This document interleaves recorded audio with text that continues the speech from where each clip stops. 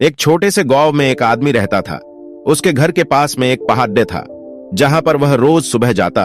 वहां पर थोड़ी देर उस पहाड़ पर बैठता, फिर वापस आ जाता।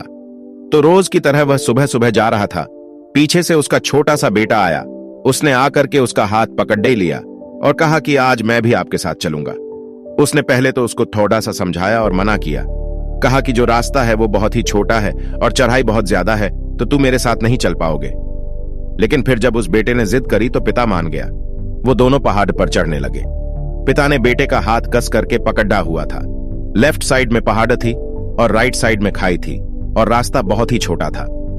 वो पहाड़ की चोटी तक पहुंचने ही वाले थे, तभी रास्ते में एक बड़ा सा पत्थर आया।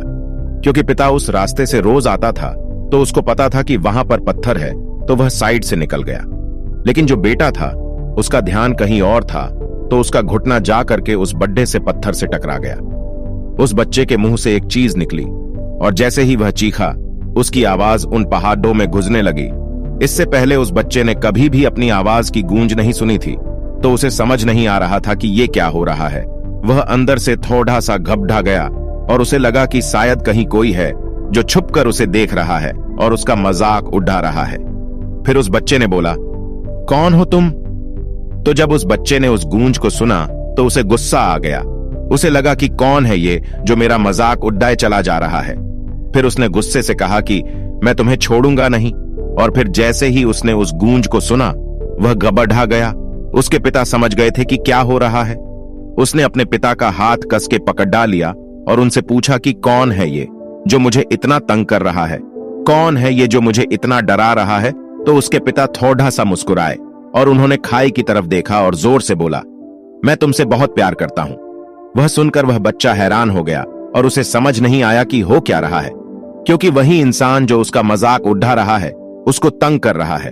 वह उसके पिता को बोल रहा है कि मैं तुमसे बहुत प्यार करता हूं। तो उसके पिता अपने बेटे को देखा और वो समझ गए कि उसके मन में क्या चल रहा है। और फिर दोबारा उन्होंने बोला, तुम बहुत अच्छे हो।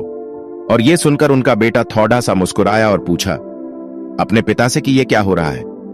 फिर उसके पिता ने अपने बेटे को समझाया, ये जो आवाज तुम सुन रहे हो ना, ये किसी और की नहीं है।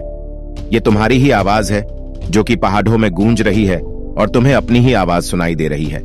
जैसे तुम बोलते हो ठीक वैसा ही तुम्हें सुनाई देता है। अगर तुम गुस्से से कुछ कहोगे तो पलट करके जो आवाज आएगी उसमें भी गुस्सा होगा, लेकिन अगर तुम कुछ अच्छा कहोगे तो वो आवाज भी अच्छी होगी। बिल्कुल इसी तरह से हमारी जिंदगी में भी होता है।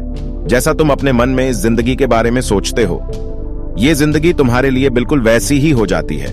अगर तुम मन ही मन अपने आप से ये बोलते रहोगे कि मेरी जिंदगी तो बहुत बुरी है, तो तुम्हारी जिंदगी सच में बुरी हो जाएगी। और अगर तुम अपनी जिंदगी से प्यार करोगे तो तुम्हारी जिंदगी भी तुमसे प्यार करेगी। ये बात उस बच्चे के दिमाग में घर कर गई और फिर वे दोनों उस पहाड़ की चोटी पर गए।